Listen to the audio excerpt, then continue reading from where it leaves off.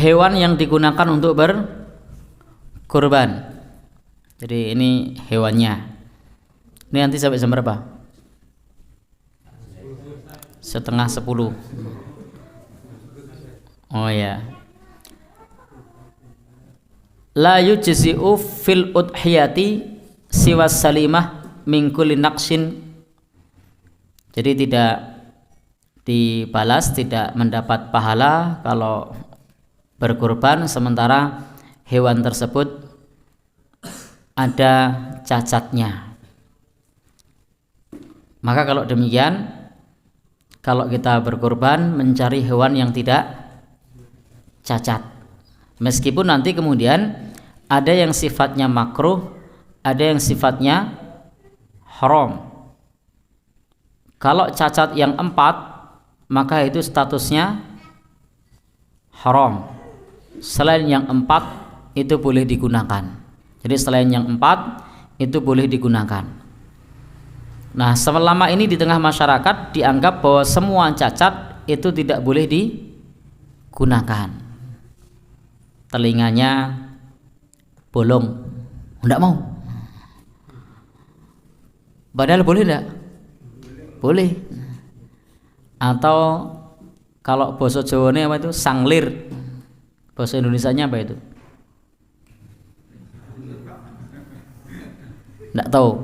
Ini nanti tugasnya Mas Agus Sabto, nanti kalau mau dia upload di YouTube dikasih syarah dulu. Sanglir adalah ya. Nama Mas Agus Sanglir. Bahasa Indonesia ini apa itu? Apa? Bukan, sanglir loh. Jadi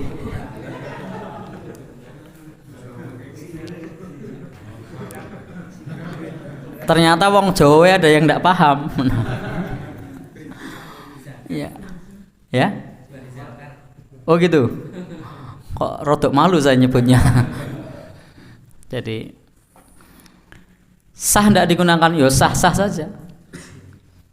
Karena bukan termasuk yang 4. Karena yang dilarang oleh Nabi itu yang 4. Selain 4 ini menunjukkan boleh. Meskipun di sana para ulama menyebutnya makruh. Kalau yang 4 ini haram.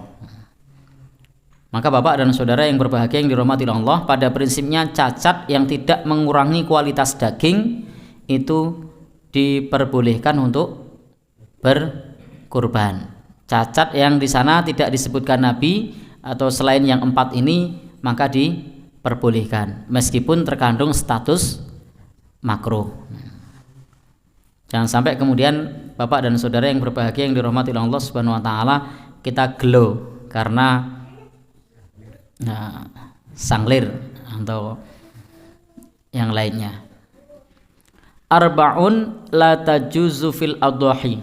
Ada 4 hewan yang tidak boleh untuk berkurban. Yaitu yang buta jelas butanya.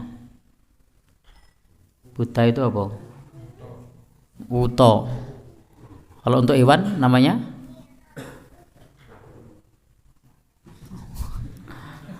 kok tekan kono.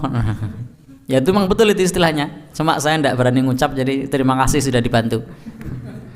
Jadi yang buta jelas butanya. Yang berikutnya adalah sakit jelas sakitnya. Jadi kalau sakitnya tidak jelas boleh. Karena yang tidak boleh itu adalah yang sakitnya jelas. Kalau samar-samar, yang punya bilang tidak sakit itu kan. Yang beli bilang sakit, berarti tidak jelas ini.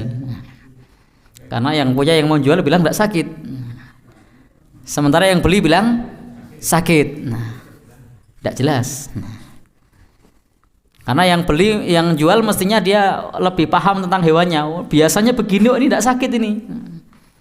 Yang beli bilang, oh sakit ini, ngelentruk. Biasanya pun ngelentruk Pak. Ya. Ini kuaregen ini misalnya. Ya, maka ini tidak jelas sakitnya. Jadi yang jelas sakit. Pincang jelas pincangnya.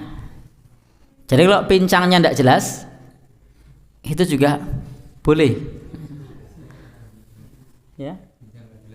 Pincang yang tidak jelas, Syekh Ibnu Utsaimin menjelaskan, pincang yang tidak jelas itu tampak pincang, tetapi kalau berjalan menyamai yang normal. Nah, salah satu caranya adalah bariskan hewan yang pincang tersebut dengan yang normal, lalu digertak, bay, gitu kan. Kalau ternyata kok oleh Melayu buanter nyiki isik liyane apa bareng, nah maka itu tidak pincang. Tetapi kalau ketinggalan, maka itu pincang. Jadi begitu, itu yang disebut dengan pincang yang tidak jelas. Jadi silahkan nanti kalau lihat kambing ini pincang apa ora, getaan wae.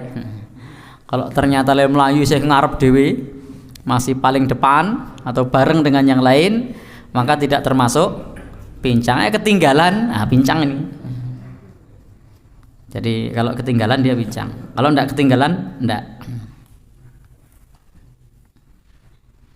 Yang berikutnya adalah yang keempat, apa yang kurang? Kurus. Jelas kurusnya. Kalau enggak jelas juga boleh. Loh, karena persepsi kurus ini beda dengan persepsi ahli dengan persepsi yang bukan ahli.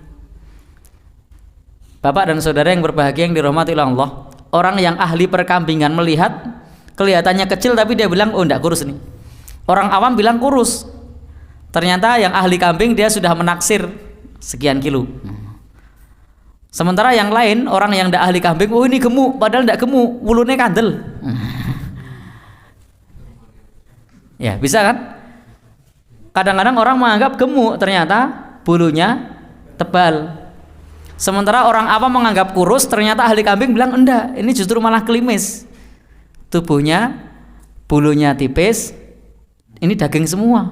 Tapi orang anggap kurus.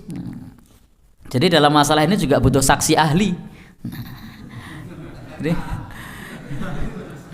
butuh saksi ahli. Kalau kita tidak ahli dalam masalah perkambingan, ketipu kita beli yang tampak gede, ternyata bulu semua. Jadi memang saksi ahli itu tidak hanya dibutuhkan pada saat di persidangan, tapi juga dalam dunia perkambingan itu juga perlu. Ketipu nanti kalau kita tidak ahli dalam masalah dunia perkambingan. Orang bilang beli sapi, dia tidak ahli, dia bilang wah sapinya gemuk berat, taunya gelonggongan. Wah wetenge gede minting-minting. Kalau orang yang ahli tahu, wah ini baru saja diisi air sehingga perutnya kembung gede. Tapi kalau orang yang tidak tahu, taunya wah ini melaku kabutan, minting-minting, leu bahwe rekoso, wah ini lemu daging akeh. Ternyata air semua. Istilahnya apa kalau dalam gelonggongan. Nah, orang awam susah loh membedakan ini gelonggongan apa bukan. Ngertine wah gede, wetenge minting-minting, minting-minting diseni banyu pirang-pirang ember sampai 1 drim misalnya. Ya jelas gede banget. Tapi orang awam tahu, orang ahli tahu ini tidak beres ini. Maka saya tadi bilang perlu orang yang ahli. Jadi 4 ini yang tidak boleh ya. Apa tadi? Buta jelas butanya. Ya tadi. Yang kedua sakit jelas sakitnya. Yang ketiga pincang jelas pincangnya. Yang keempat kurus. Jadi ini tidak boleh. Selain yang 4, kalau ada cacatnya berarti makruh. Contohnya apa? Ekornya bujel. Bujel itu apa?